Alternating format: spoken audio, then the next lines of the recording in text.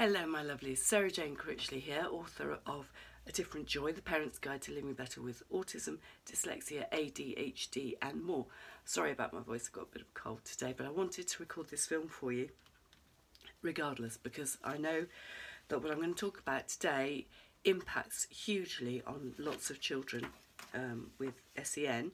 The Institute for Education in 2014 did a longitudinal study, which means a study that happened over a number of years, and they discovered that children with SEN were more than twice as likely to be bullied as any other children without any disabilities or special educational needs. So what I wanted to talk to you today was just to talk a bit about bullying and to correct a few of the misunderstandings about what bullying is and what it isn't. You'll often hear people say, particularly within schools or perhaps older members of your family, say, oh, well, there's a fair amount of rough and tumble and it's just banter. God, I hate that. It's just banter. But that really doesn't explain the experience that a lot of our young people have. So I wanted to start off by talking you through a few bits. So what actually is bullying? The first thing is that a number of different things it can be. It can be name calling. So if anybody calls your child mean names or calls you mean names, that could be bullying. Teasing, spreading lies. So-and-so stole my lunchbox or cheated in a test or something like that. Lots of those sort of things happen. There are other things that can also be bullying. Anyone who's taking money or possessions, or being excluded from activities, being left out, being not told about things that are happening, being marginalised. And that's something that happens an awful lot more with girls than it does with boys. Bullying's different between girls and boys. So boys tend to be a lot more physical, and girls tend to have a lot more relationship bullying. They tend to pick on each other in a very different way. So, other things. Is the behaviour threatening? You must do this or I will do that. If you don't do this, I won't do that. I won't be your friend unless you. All of that sort of relationship bullying comes into threatening. In boys' case, it'll tend to be physical. Do that or I'll hit you. In girls' case, it tends to be more marginalisation. I won't be your friend unless you. That sort of thing. Texting horrible messages, that's a really big concern for people these days. We all have mobile phones. Our children all have mobile phones from a very early age. And often that can be hidden. So you won't know if your child's getting those sort of messages, and they may not tell you. They may be so worried about it that they don't share that. So that's something to be aware of, particularly with teenagers. And as they get older, that can spread into filming on mobiles and sharing it. So they may want to take a film of your child, and in the worst possible cases, that may be persuading them to do acts like sexting, to do things in order to be accepted, that then get shared and leave them in a very vulnerable position afterwards. So we really don't want that to happen.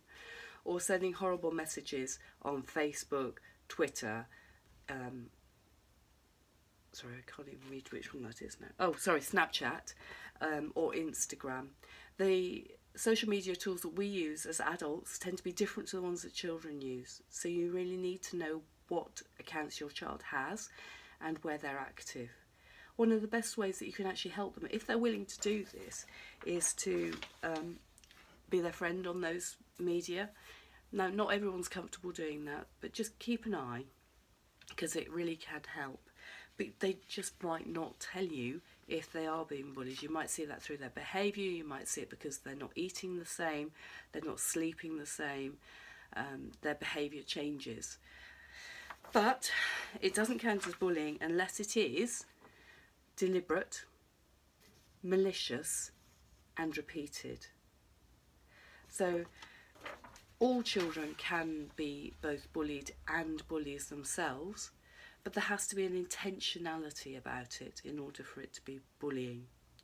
So you have to keep an eye out for those things. If you see all three of those things happening, if your child is deeply upset, if they're really scared, they don't want to go to school, they suddenly start developing stomach aches or headaches, or just being really, really miserable, be aware that bullying might be one of the reasons why that's happening.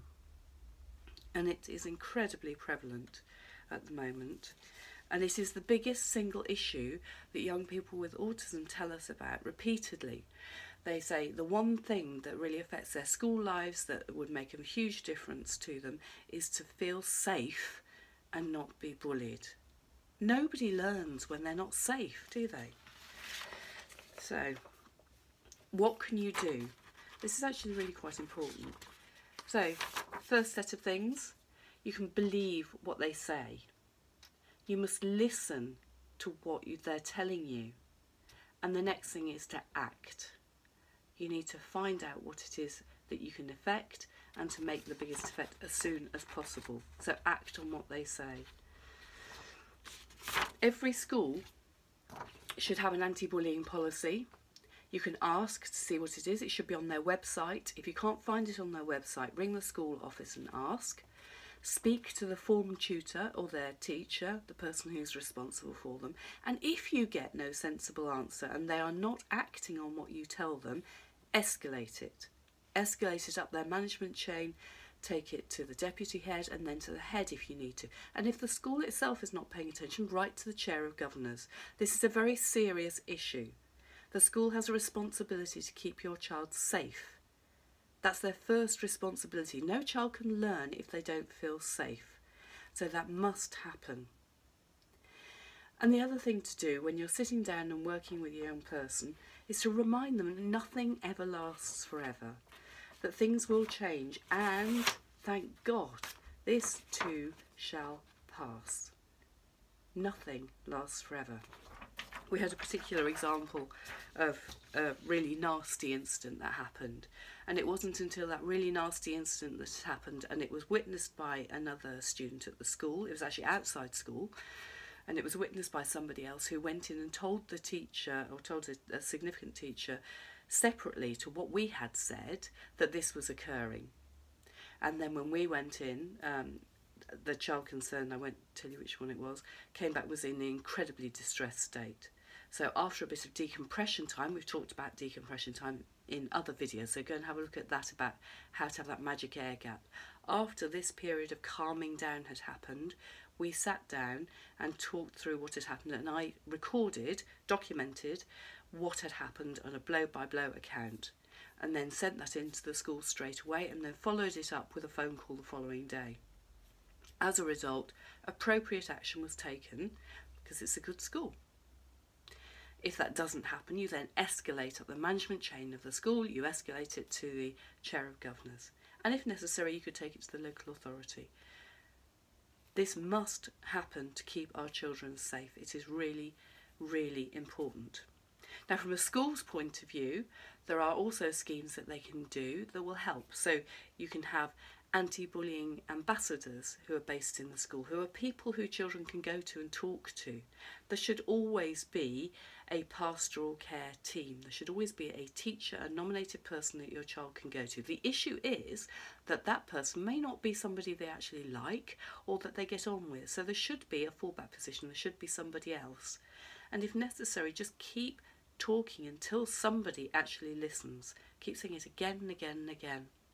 And it's possible that different things may be at the root of the bullying. So it may be because they look different, because they have a special educational need. It may be racist bullying. It may be because they look as if they're a different gender, or they look as if they have a different sexuality. None of that is acceptable under equalities legislation. The school is responsible for keeping them safe and for making sure they have equal access to teaching. And good practice is to remove the bully, not to remove the bullied child. So it's worth insisting that that is the thing that happens. There is also some really nice practice within schools. So there are things where you can have mentoring groups, and you can actually do whole school awareness lessons. There are things like the Autism Education Trust have a thing called the 100% Awesomes, which recognises and values difference. That's a whole class process, a whole class lesson that you can work through with children. There's also a wonderful scheme called the Kiva scheme, Kiva, which started in Finland and has been picked up extensively in Wales through the University of Swansea, I think it is. I'll put details in the chat at the bottom. And that is a whole school process to recognise that we are responsible for dealing appropriately with people who are different, and that actually having a sensible, supportive approach and inclusive approach is good for everybody. Now, when those sort of programmes happen, particularly in primary school, it changes the way that individuals act, and it improves the school for everybody. So there's a primary school version, there's also a secondary school version of that. So there is no excuse for schools to have poor behaviour policies. There's no excuse for them to have action. Every school has bullying within it. It would be unreasonable if that did not happen. And one of the issues is that teachers do not see the multiple numbers of low-level bullying incidents that happen on a daily basis. So as a parent, part of our job, if you were to ask me what my job is to make everything else that I can safer. So some people are saying, oh, well, make it so that they're no longer a target for bullying. Well, that's complete balderdash. Nobody is ever going to stop being a target. They're always going to be different. They're always going to look different, sound different, behave different, and that should be good. That should be a thing to celebrate. So let's work on that. Let's make it better for them in the future. We've got to do that. We've got to make it better. So, rant over. Hopefully you've got something really useful out of today. I'll put the links down below. Please give me your comments. If you've got any other examples of good practice, any other good schemes that you know of, that would be fantastic. Share them with other people in our community. Put the links down below. Until then, this is me signing out, reminding you that we need you to speak your truth, honour your struggle, and live happier, safer lives of your own choosing. Take care. Speak to you soon. Bye.